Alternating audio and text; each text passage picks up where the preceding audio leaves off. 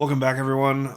Sorry I've been gone for a while. Just been really busy with a lot of other stuff. Pardon my messed up eye and my hoodie. I'm very sick right now, but I felt the need to talk about this because this has really affected me in a very big way as far as like how my content is going to be made, as well as I guess my whole computing system and everything. So come join me on this journey. So, if any of you are content creators of any sort, whether it be graphic design, video editors, or animation specialists, or anything of the sort, or if you just kind of dabble in that stuff for fun, and you use, Adobe software of any sort, I'm pretty sure you saw their new privacy update that looks something like this. Now, for those of you that haven't seen it, or are not aware of this whole situation, Adobe sent out this big updated terms of service or terms of use update that basically said you have to accept or you will no longer have access to all of their programs.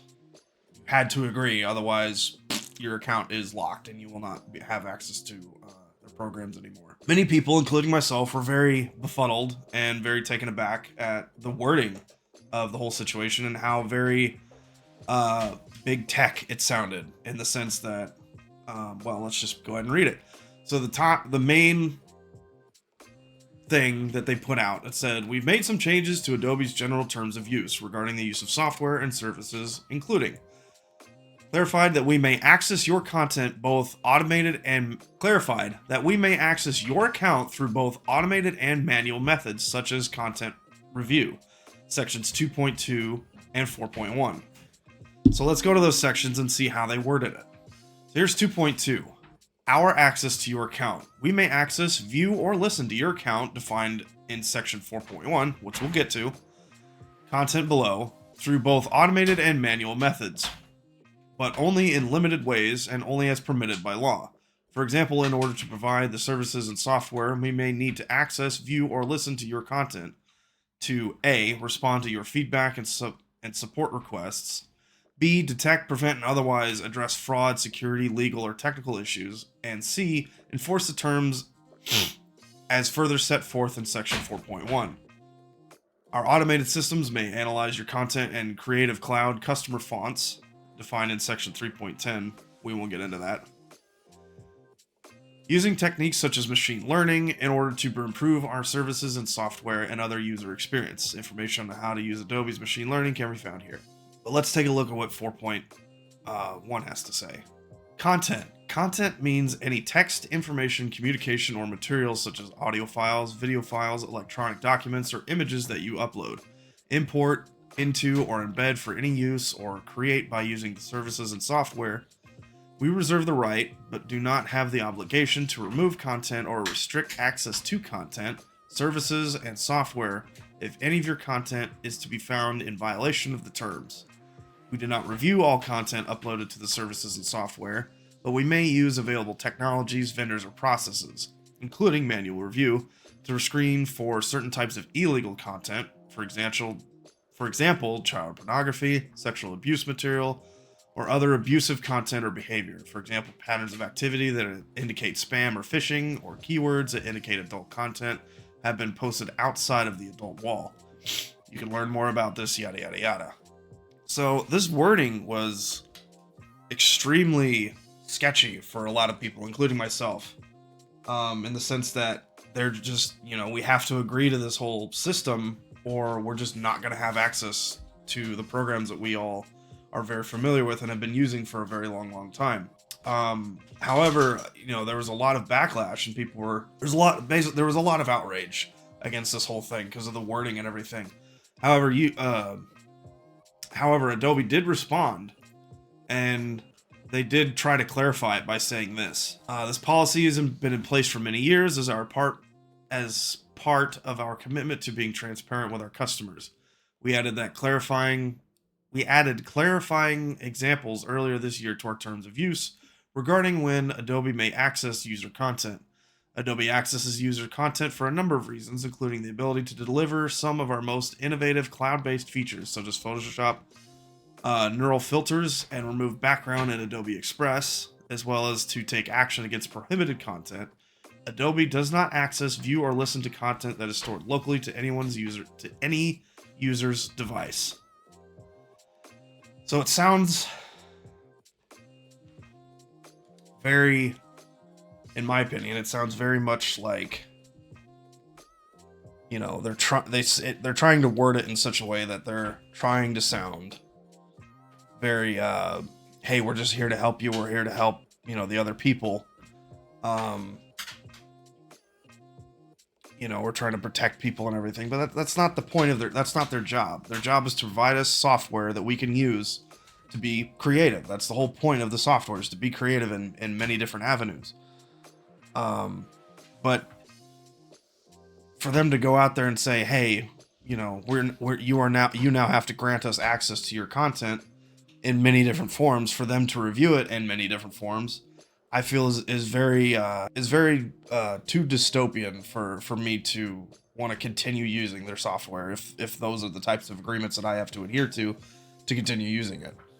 So as much as I would love to stay, because I'm very familiar with Adobe software and the way it operates and everything, I'm seriously considering making a change. And not just Adobe software, but also my operating system.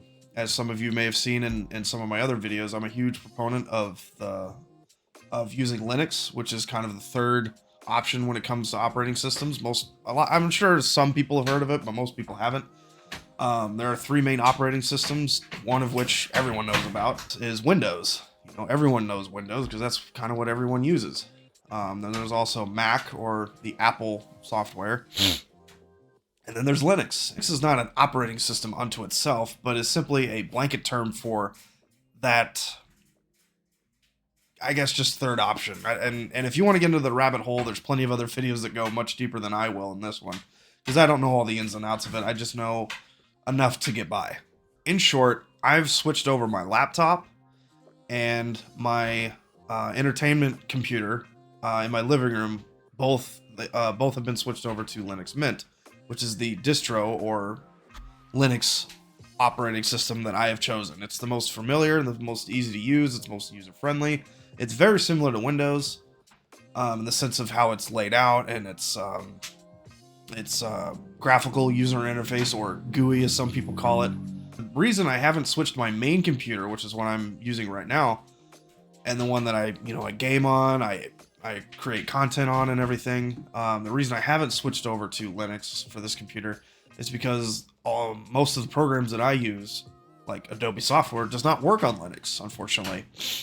With this whole fiasco of Adobe happening right now, I've come to the decision that I have not officially made yet, but I'm very seriously considering this, is switching over to DaVinci Resolve, which does work on Linux.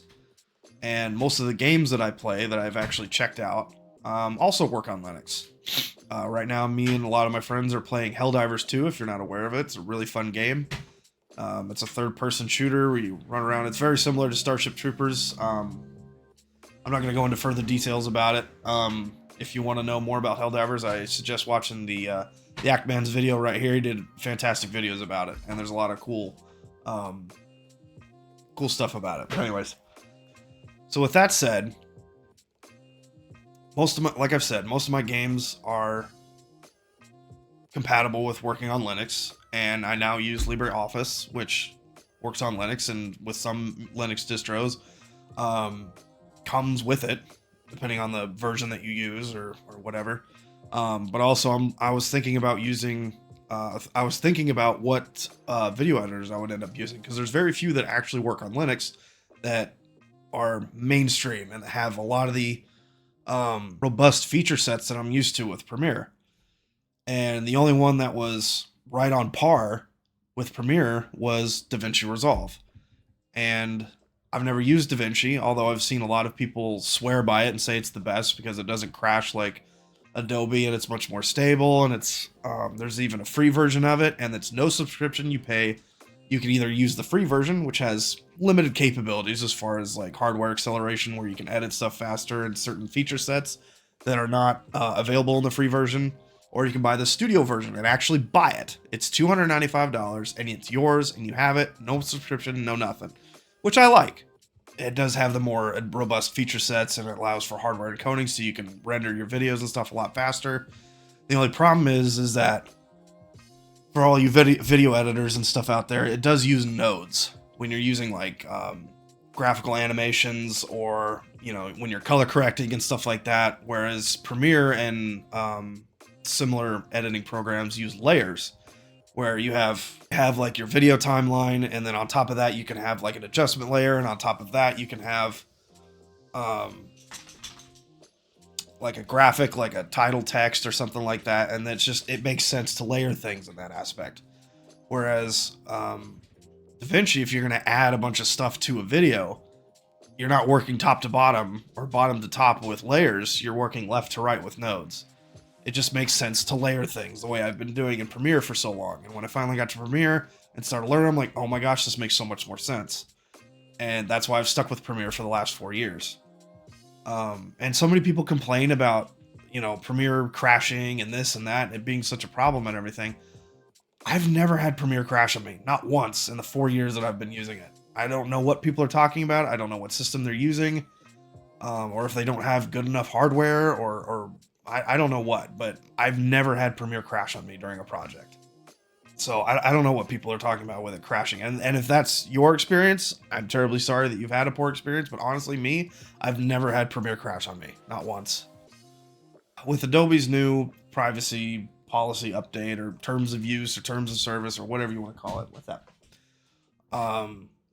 with them basically being allowed to peek behind the curtain and look into your system and do whatever they want, even though they try to backtrack it and say that, no, that's not what we're going to do, blah, blah, blah. Even though they said it initially, and then they're trying to backtrack and say, no, we didn't actually say that. This is what this really means. I'm very seriously considering switching my entire system over to Linux Mint and starting using DaVinci Resolve. To where I don't... Oh, and also Microsoft itself is having a lot of privacy issues and a lot of... You know, they're trying to sell all this software, and everyone's going the way of AI, which I don't technically agree with. I'm not a big fan of it. In some aspects, it's very helpful. I think Windows itself is actually pulling back with, what is it, Copilot AI, or whatever it's called, and a number of other things. I mean, I refuse to switch over to Windows 11 because everything is much more cloud-based.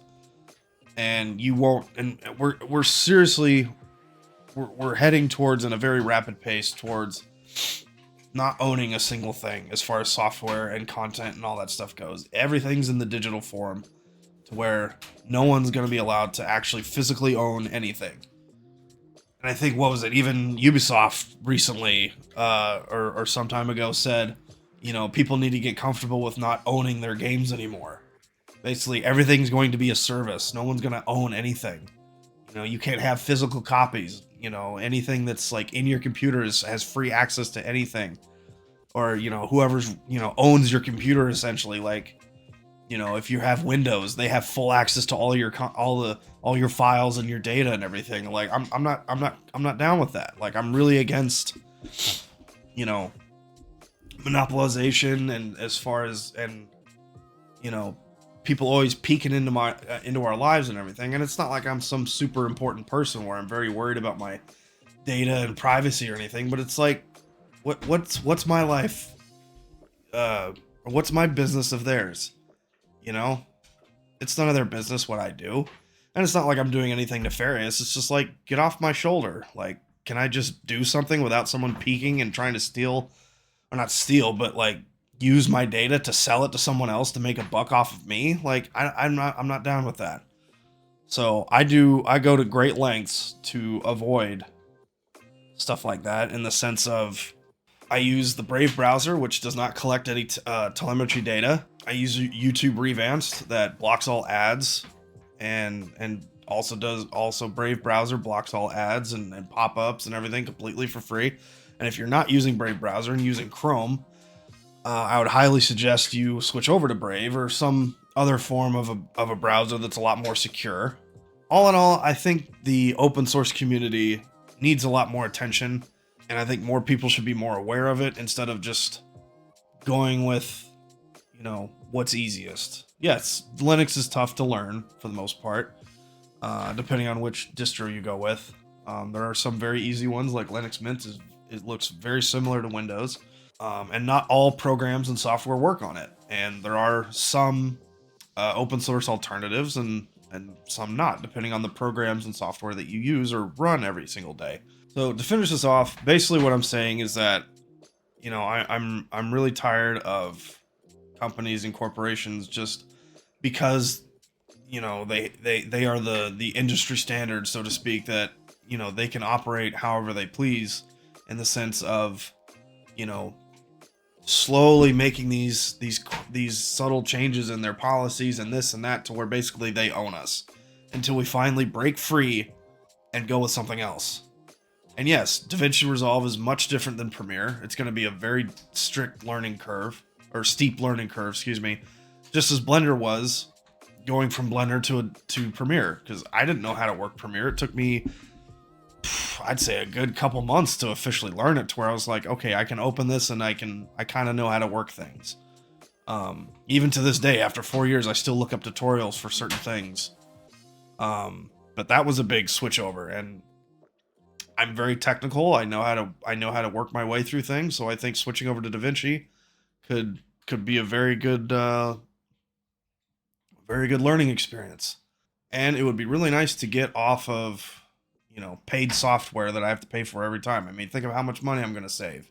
If there's either cheaper options or more affordable options, or even free options for that matter, I will certainly do that, because in this day and age, with everything being super overpriced, everyone is trying to look for the cheapest deal possible. And with companies and services and everything raising their prices left and right, we all have to find the best deal that we possibly can.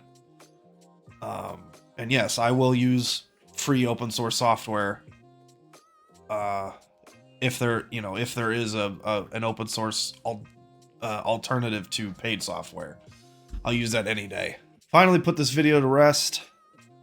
What do you guys think? What do you guys think about the whole Adobe situation? What do you guys think about Windows? You know, are you happy with Windows? Do you not care? Would you consider switching over to Linux? For all of you content creators, you know, or just editors and animators and graphic designers with Photoshop and everything, you know, does this bother you enough to switch to something else? And if so, you know, what would you want to switch to? Would you want to go to another paid software, or something more open source where it's free? But let me know your thoughts down in the comments, and we'll see you in the next one.